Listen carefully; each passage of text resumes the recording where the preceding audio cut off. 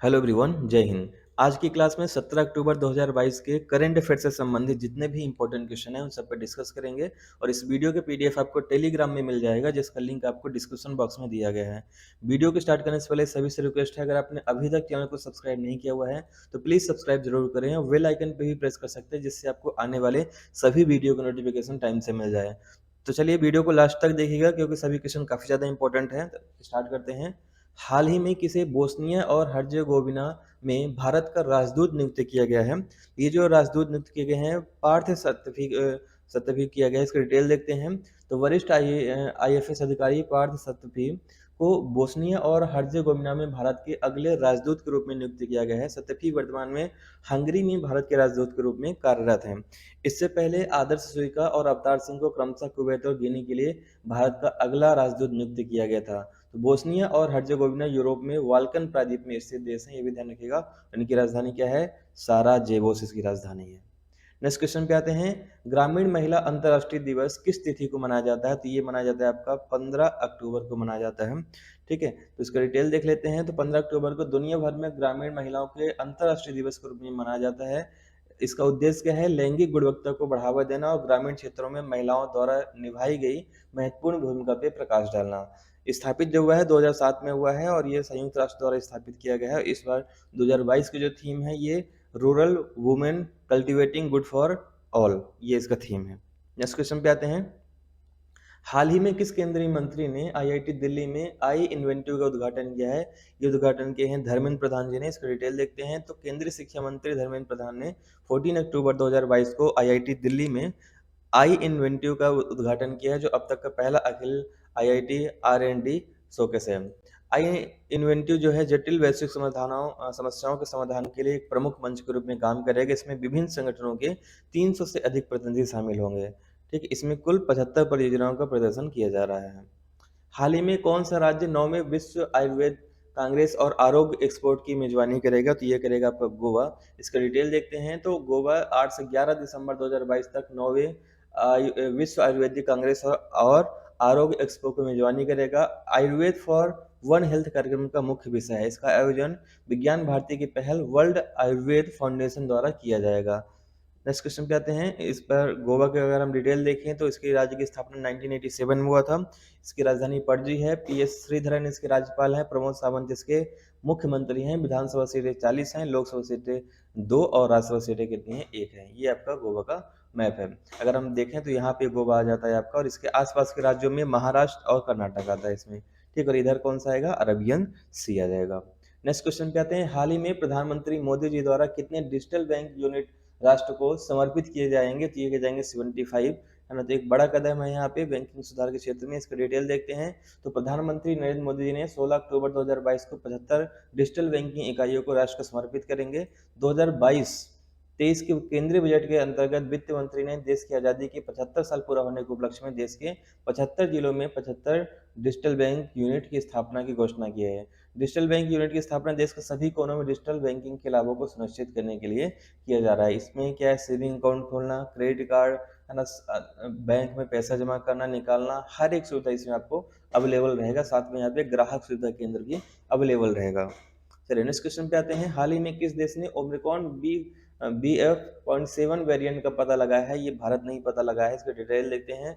तो Gujarat biotechnology research centre द्वारा भारत में सब वेरिएंट के पहले मामले का पता लगाने के बाद तेजी से परिवर्तनशील और अधिक वायरल ओमिक्रॉन वेरिएंट BF.7 के एक नए खतरे की सूचना मिली है। कथित तौर पर चीन में कोविड-19 मामलों में हालिया उछाल के पीछे वेरिएंट BF.7 और BF.5.1.7 है। ओमिक्रॉन का सब वेरिएंट अधिक तेजी से फैलता है। गुजरात की अगर बात आई है तो गुजरात को देखें तो इसकी राजधानी गांधीनगर है। आचार्य देवव्रत इसके राज्यपाल हैं। मुख्यमंत्री भूपेंद्र भाई पटेल हैं। एक सदनी विधानमंडल है जिसमें विधानसभा सीटें 182 हैं, राज्यसभा सीटें 11 और लोकसभा सीटें कितनी हैं? 26 हैं। और ये आपका गुजरात का मैप है। इसकी राजधानी क्या है? गांधीनगर। इसके आसपास के राज्यों में राजस्थान, मध्य प्रदेश और महाराष्ट्र, दादर और नगर हवेली आता है। वहीं देश की बात करें तो पाकिस्तान की सीमा जो है ये गुजरात से टच होती है। कच्छ का रण और खंभात की खाड़ी भी कहाँ पे आते हैं? ये गुजरात में ही आते हैं। ठीक है, और ये आपका इंडिया के मैप में गुजरात आएगा आपका यहाँ पे। ठीक है, आसपास के राज्यों में राजस्थान, मध्य प्रदेश, महाराष्ट्र और दादर और नगर हवेली।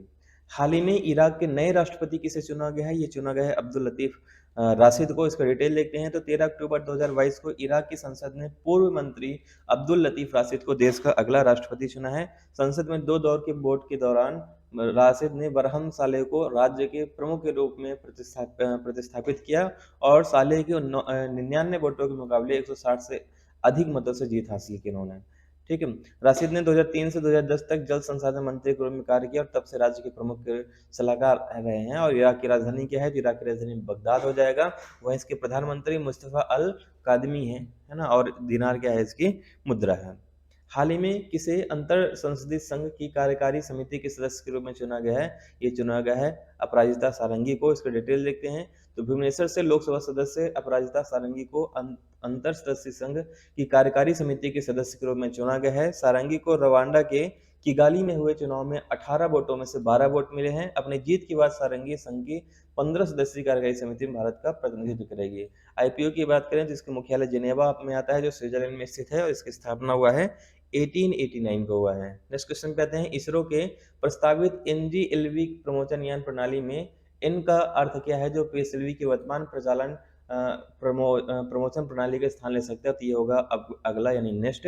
इसका डिटेल देखते हैं तो एनजीएलवी यानी नेक्स्ट जनरेशन लॉन्च व्हीकल निकट भविष्य में वर्तमान पीएसएलवी का जगह लेने जा रहा है। एनजीएलवी 3 चरणों वाला भारी लिफ्ट पुनः प्रयोज्य वाहन है जिसका पेलोड क्षमता भूस्थितिक स्थानांतरण कक्षा जीटीओ जो है 10,000 किलोग्राम और निम्न कक्षा यानी एलईओ के लिए 20,000 किलोग्राम है।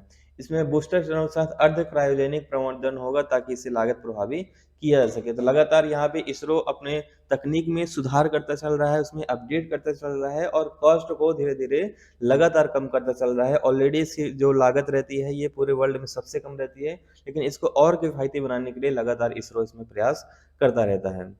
इसरो की बात करें तो इसकी राजधानी मुख्यालय में है, सॉरी इसका मुख्यालय बेंगलुरु में है और इसका राजधानी जो है आपका स्थापित हुआ है आपका 1969 में। संस्थापक इसके हैं विक्रम साराभाई। विश्व वन जीव कोष द्वारा प्रकाशित लिविंग प्लेनेट रिपोर्ट के अनुसार पिछले 50 वर्षों में निगरानी की गई वन जीव आबादी में कितने % की गिरावट आई है? तो यही है 69% की। ठीक है। इसका कारण क्या है? जलवायु परिवर्तन है।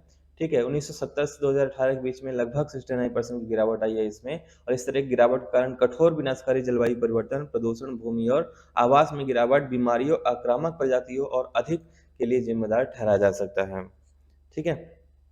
तो उम्मीद करता हूँ आपको आज की क्लास पसंद आई होगी। डेली इसी तरह से यहाँ पे करंट अफेयर अपलोड होता है इस चैनल पे, तो प्लीज आप लोग सब्सक्राइब जरूर करिएगा। बेल आइकन भी प्रेस कर सकते हैं जिससे आपको सभी वीडियो की नोटिफिकेशन मिल जाया करेगा।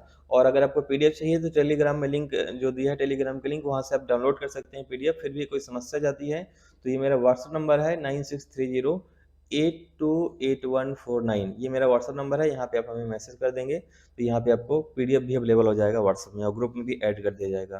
तो मिलते हैं इसी तरह के नई वीडियो में, तब तक के लिए धन्यवाद। जय हिंद।